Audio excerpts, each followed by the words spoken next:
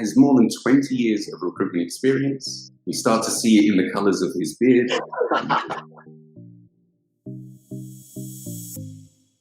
Most of which he spent actually on the Swiss market here.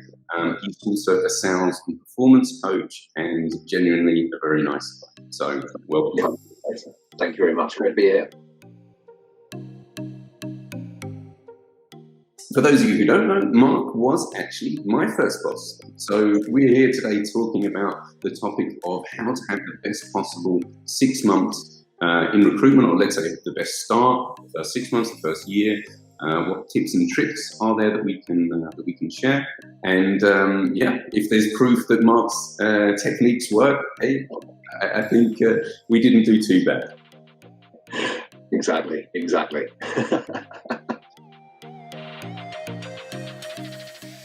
What do you think are the challenges recruiters face in the first 6 months? I think there's probably a few things.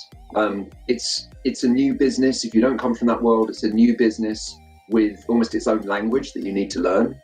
That's without getting into the English or German. But if you're going to work as a specialist recruiter, most of the time, you and I we started in technical recruitment. Neither of us have technical educations or backgrounds. So you've got to kind of learn the domain. You've got to be able to speak to specialists in terms of, in our case, IT specialists when you're not one. So you have to kind of learn that technical language. If you want to consider recruitment as a sales job, you've got what I think is what makes it brilliant, but what makes it unique and really challenging is you're working with a product, if you will, that is the most complex product in the world, other human beings. It changes its mind. Yeah, exactly. A product that changes its mind. And I think there's so many skills to learn. And after all this time, I'm still not 100% certain which background is the best to come in and to learn how to talk to people, listen to people, learn to understand them. And so they're all skills that most people have to come in and learn. Being able to kind of chat and be good with people is nice. Really understanding what someone's motivation for considering a career change might be and what they really want, and getting to learn how to ask great questions and listen. They're all, for most people, skills that we're not necessarily brilliant at, and we have to learn, and we have to learn them pretty fast to get good. There's probably 2 or 3 different jobs. Depending on the role that you take on, whether you start primarily purely as a recruiter on the candidate side of the business. I think often people start as more depending on the business model of the agency, some people start as a consultant, where actually you're doing 2, 3 different jobs. You mentioned right, you have the sales job element of it, business development, relationship management on the client side. But first and foremost, you have to learn how to find people, how to interview people, how to draw out their needs, their motivation, in order to be able to fit them to the right job as well. So I think it can be very tough learning all of these different jobs at the same time. Most of the places I've worked, and when we first worked together, have had the kind of the business model where you start with a candidate focus, and I think that's really good grounding. It's my opinion, but I still feel that's the way to go. The company kind of has to have some patience, but you're trying to learn so many things. If you then throw client interaction and acquisition and all the client element in as well, I think my opinion would be, I think your understanding of how to get the best from candidate relationships probably suffers, because, like you just said, you're trying to learn so many things in one hit. That's just another really important one you're throwing on the top there. You're trying to solve a problem for clients, and if you haven't gone through that process yourself, to already try and find candidates and see what the challenges can be in finding those types of candidates, it's hard to relate as much. Obviously, someone coming with a sales background, maybe they already have an advantage that they need less support on the sales side, and then it's really just about learning some of the details. I think a lot of recruiters in the first 6 months also get quite overloaded. There's a lot of work to do. Be fast paced, especially if you're working in contracting. Definitely. And I think it's about knowing how to kind of get the most out of your time. And of course, you become quicker and able to do things faster, but that's definitely one of the challenges I see recruiters facing in the first months. How do I get everything done in time? How do I get back to everyone? And I think also leading on to the next question, I think it also comes down to a little bit the confidence and positioning. It can be quite challenging for a new recruiter to understand how can I position myself with a candidate or even a client who has if we're talking about IT, someone who has 5 years, 10 years experience in IT, and I'm a brand new recruiter. Yeah. What advice do you give? How do you position yourself towards the candidates? It's a great question. And if you take the starting point, as we just said, that most people are coming in and they're not IT experts, I guess there's two things. One is get there, like learn fast and try and learn fast, and the better you're able to understand someone else's world and language from a kind of technical point of view, and technical can mean IT, it can mean finance, whichever domain you work in. So, do some research outside of work, really try and learn what this stuff means. And then when you talk about positioning yourself to candidates, I think you're trying to engage with human beings. I think the core really of success in recruitment, and the first 6 months is your foundation, is if from really early on you remember you're dealing with human beings and you're not job filling, you're not thinking about CVs, you're thinking about humans, and you'll say to them, you'll ask them hopefully not ridiculous questions, but you're asking them questions about one of the most important things in their lives, their career. If you're genuinely interested, and at times if they say something, you just say, look, I'm really sorry, I'm not an expert in this. Could you just explain what that means, please? Would you mind? And just be a bit honest, not kind of day one say, I don't know what Java means or nothing. Okay, do some prep. Hopefully you work for a company that has a decent foundation of training. But we've always said that's why something on the candidate side is so beneficial, is it's just words until someone says to you, well, I'm a DBA, and that means, well, I'm doing this, I'm about optimizing performance of databases, and hopefully someone's taught you what a database actually is, so that's not a new word. But having the person who does the job explain some of the challenges of their job, and maybe that's reasons why they might want to move or what they're particularly looking for their next step. So I think really a pretty strong degree of transparency about where you are is really useful, paired with put some effort in. There's so much information out there, Wikipedia or what is or whatever is your friend. So when you're looking at a CV, some words you've never heard of, try and work it out, and then ask some questions. People, as we're demonstrating, love talking about themselves. So long as you're, respectful and take the time, for someone to say, well, actually, do you know what? And the recruiter hasn't asked me that before. Yeah, this is actually what the difference is between this and that. Yeah. And they'll tell you about it. Be honest, be curious, ask people questions. They love speaking about what they do. I think it's also fine to turn around to a candidate and say, I'm actually new to recruitment. I'm within my first month, and what I love about the job is learning more about what people do.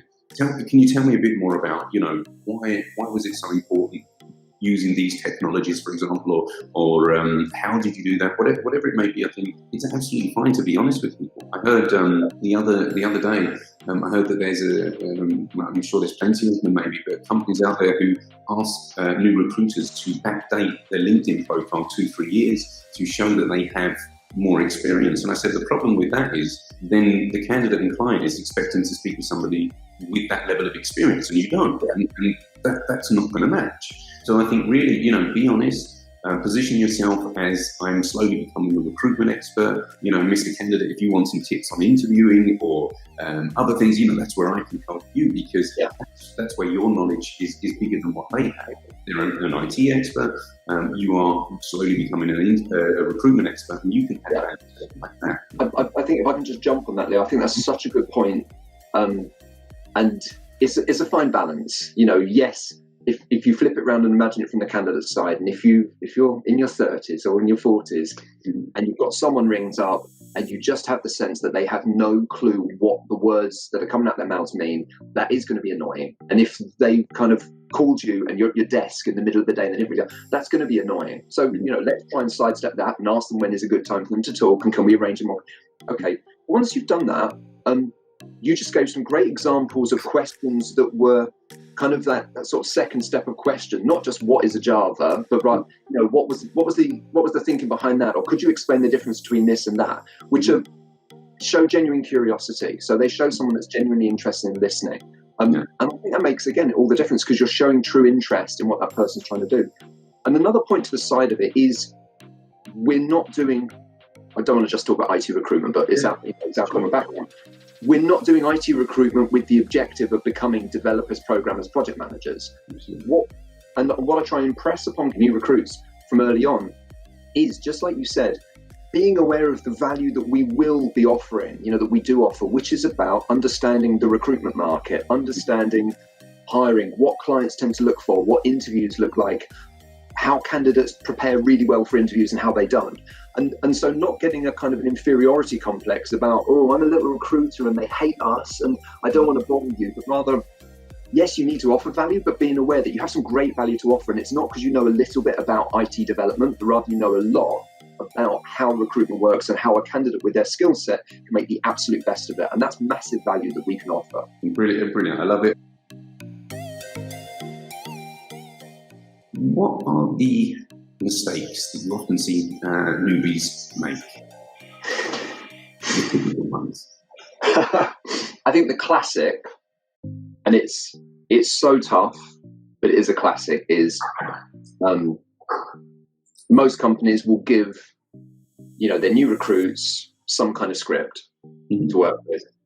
And it's one of those new skills that, unless you come from a really similar world, you're not going to be very good at. So in a way, you need a script. You need a list of questions. If you're talking to a candidate about what their objectives are, why they might be looking, why they've sent you their CV, whatever that might be, you do need a list of questions so you don't forget stuff. That's fine.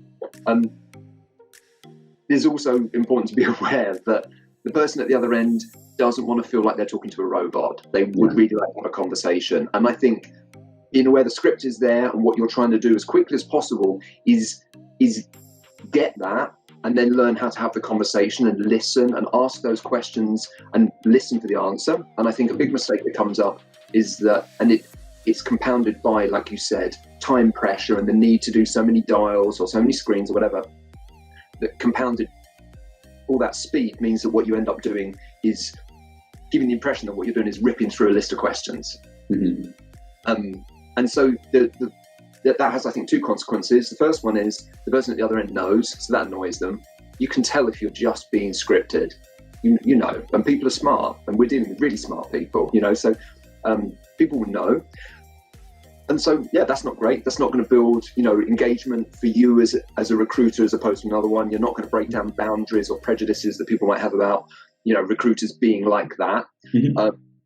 I think the other bit is the bigger risk that you should be aware of is that you're just as likely to miss stuff.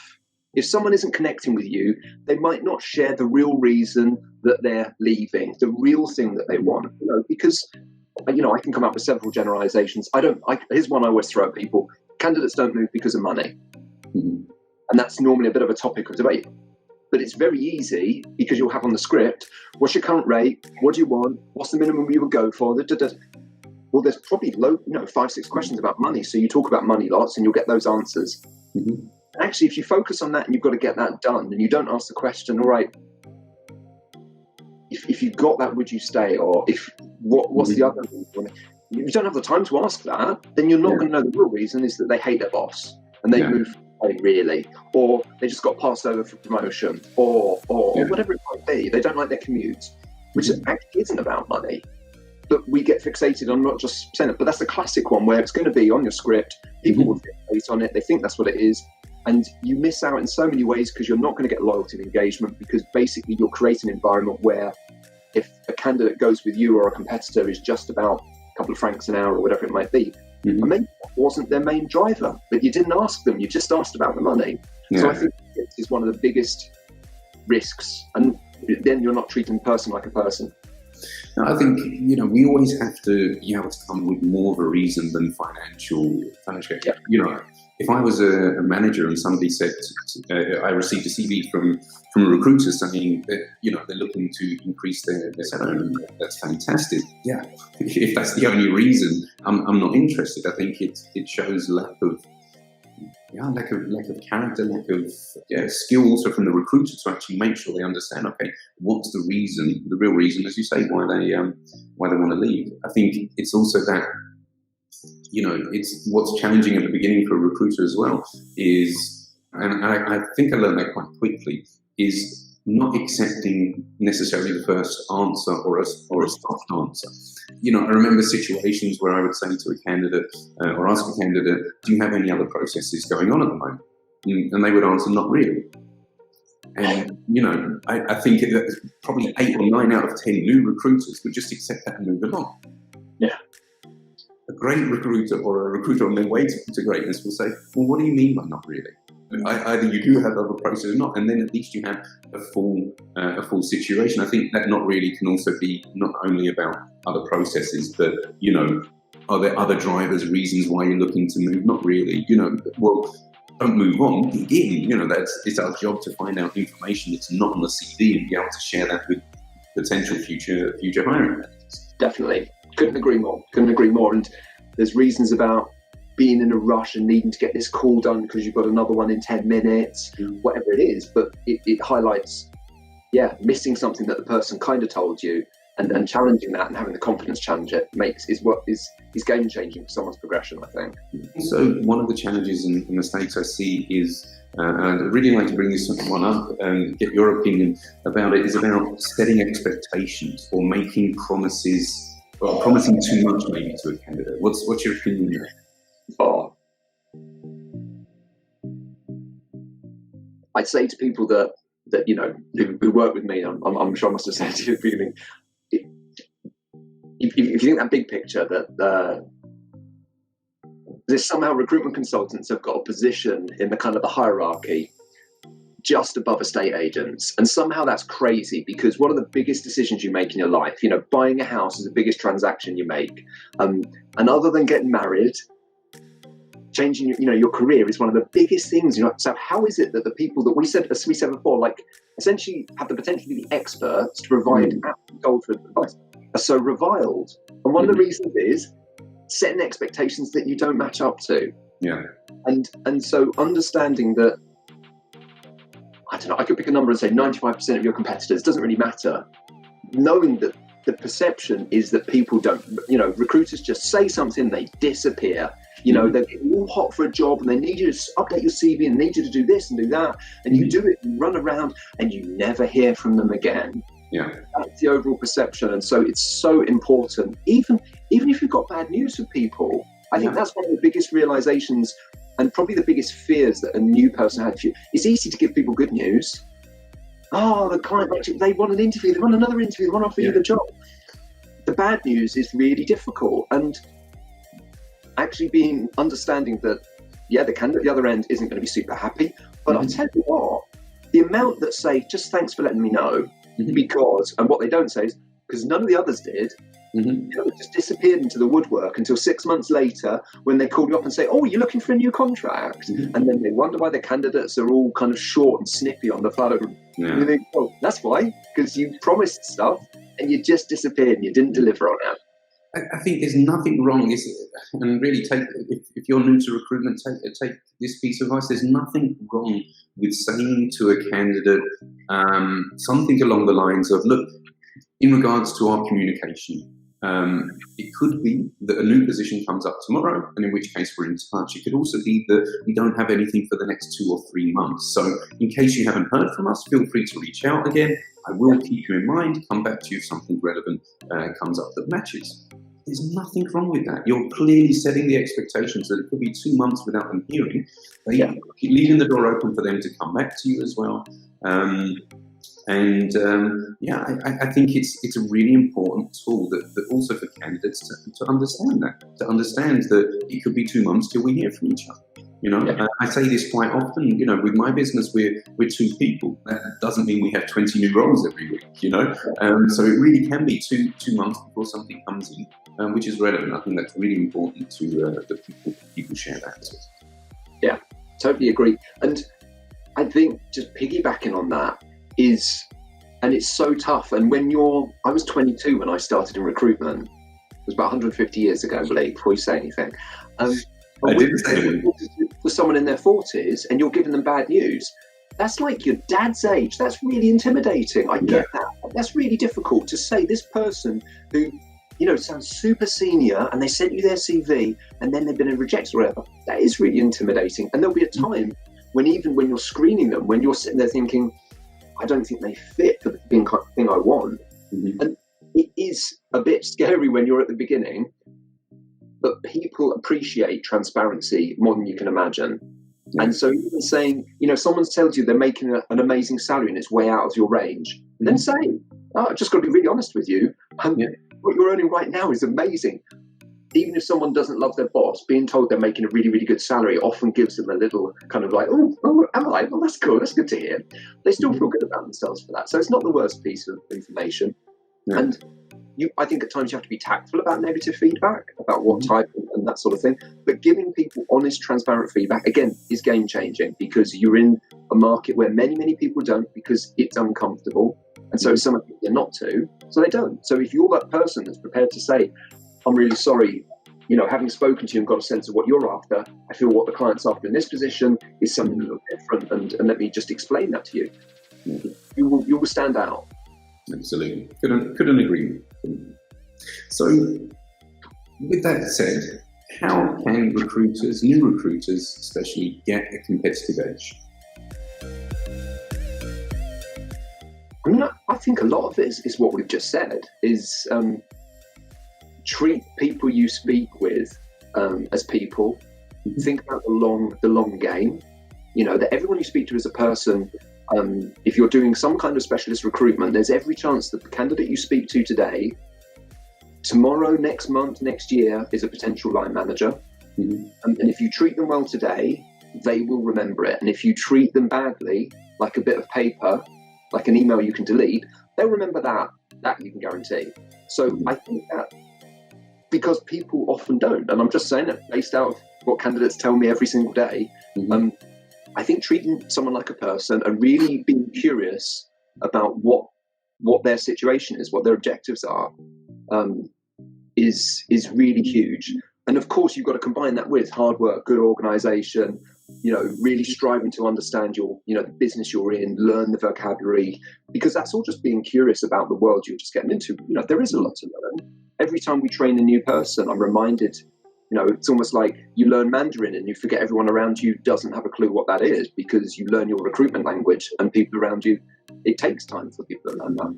But I think if someone really engages with those elements, it's huge. It's funny. It seems to be a bit of a theme in some of the sessions that I have when talking about recruiters and the different topics that we have. And it often seems to come back to a concept as well of, if you're doing the basics, simply replying to people, treating people with respect, you're already in the top percentage of recruiters in that sense, of setting certain standards, and you will have a competitive edge. People do remember it. People do recommend you, refer you, especially, obviously it depends on where you recruit. We're talking about, a lot of the stuff we're referring to is about Switzerland, which is such a small market. Everyone knows everyone somehow. And therefore, every CV you send out is a business card. Every person you don't reply to is a potential nightmare for you on the local market. You really only get one chance to make a good impression here. So I think it's about replying, it's about communication. I think also branding. I'm obviously a big advocate for personal branding and being quite active on social media. And I still think that in Switzerland, that there's very few people doing it, which means that if you're a recruiter who's actually not shy to do that and put yourself out there and get out there, I think you're actually going to have a massive competitive edge. Yeah, I would agree with all of those points, and I'm always grateful for the way the Swiss market is. That when I think back to, I give the example of when I'm going to history lesson now. Sorry, when I started in '96.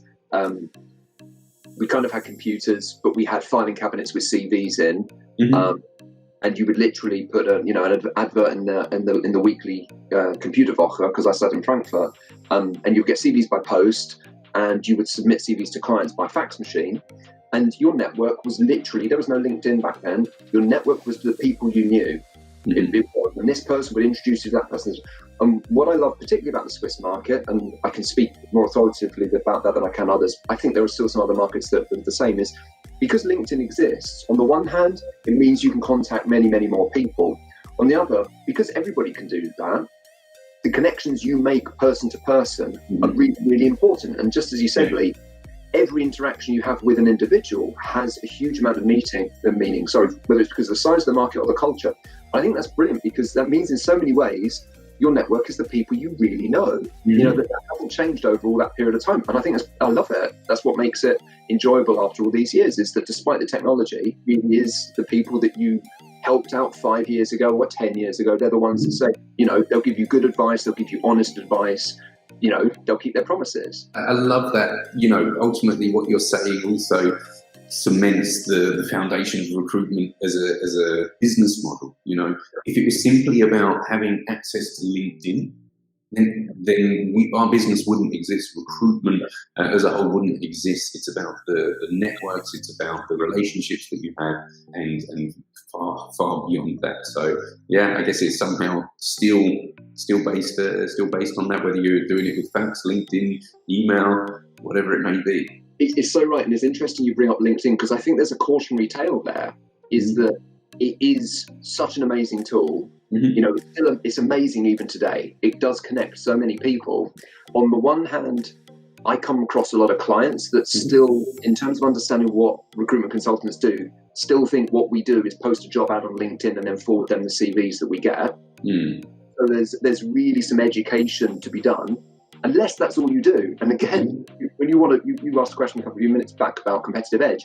If what you do is post ads on LinkedIn and then basically screen them and forward the best to the clients, all you're doing is meeting their expectations, and that's it. And that's not really very well. If you can demonstrate to a client, because it's the truth, that what the value you bring is the network that doesn't just apply to every single ad on LinkedIn. And these days, easy apply, that button on LinkedIn is a demon. The amount of candidates that apply for jobs and don't even know they've applied for them, they just forget. And so the candidates you can bring, when you say, I represent talent that isn't applying everywhere. I know people that are the very best, and so they're not sending out 50 applications a week, and that's part of the value I bring. And I know them, and I know people who've worked with them, and I've worked with them, and so I can vouch for them. They're not just another CV. A, it is going to give you a cutting edge, and B, you can demonstrate to your clients, this is where I've just brought value. This is why it's worth you paying my invoice. I think something that would scare the life out of many recruiters, and I think that again, if we're talking about new recruiters as well, taking it as a concept for going forwards, is that imagine that tomorrow LinkedIn didn't exist. Do you still have a business? And if the answer is no, then I think you need to look at how you're recruiting. And I think that idea, that thought, would scare the life out of many So make sure it's not just LinkedIn and it's other places. If you dig into some of the literature where they're owned by Microsoft, they pitch to big corporates. Their mission is not really to help recruitment agencies. It's to help internal recruiters and corporates reduce cost. That's their big mission. So if you're working in agency recruitment, I think you need to be aware that's what they want. They want to take agencies to a route where either using LinkedIn is extremely expensive, and LinkedIn Recruiter is already very expensive, or is no longer even accessible for us. So that's on the cards. It's when, not if. And so I can just underline that a dozen times and say you need to have your network, and it needs to be people that know you outside of the world of LinkedIn, for sure. Absolutely. If you could go back to the 1900s, when you started in recruitment, and give yourself just one bit of advice, what would that be?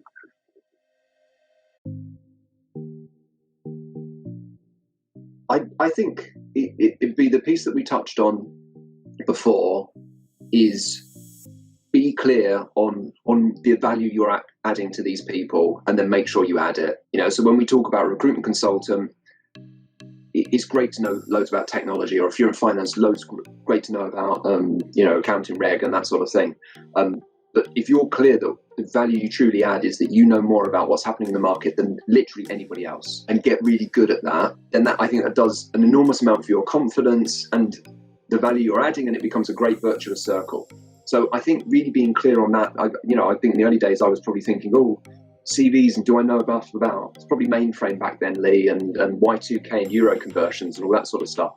And then you're thinking, and client over there, and when I'm ready for client, actually, if you just think, how am I helping people? What's the thing I know that nobody else can know? I think that's massive, and really focusing on that. What would you say? I think similar along the lines to what you've said, though. I think my advice to myself, because it was a good start, and also because of my passion today, would be to really explore more about recruitment, about sourcing, about other ways of doing things. So not just to focus on what I'm taught in the organisation and what I see, but to find influencers and people doing things differently in our industry than purely relying on just the individuals around me. That's how I'm going to do it, and let's go. I think that there would be some great conversation openers, would have got a lot of inspiration, and I think that would have been my thing. Get out there and learn what's happening. Get out of the bubble of the Swiss boutique that I was in, and see what else is going on in the recruitment world out there that I can use to make me even better in the job there. It wasn't possible in the 90s. So I said we barely had the internet. Google didn't exist.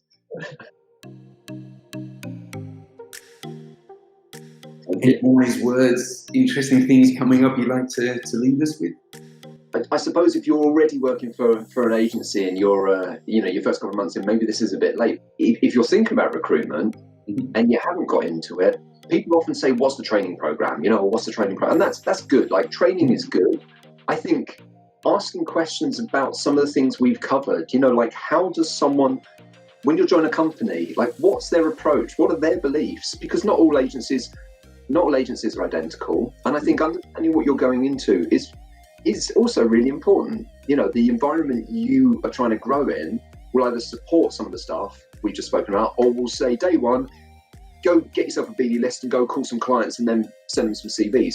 And let's be honest, you're going to have an unbelievable strength of character to incorporate some of the ideas we've spoken about in that kind of environment. So I suppose there's also that as well, that as an individual, of course, you can impact your curiosity, your enthusiasm to build your own craft. The other part is really looking at the environment you're in and asking the question, do they believe that stuff as well?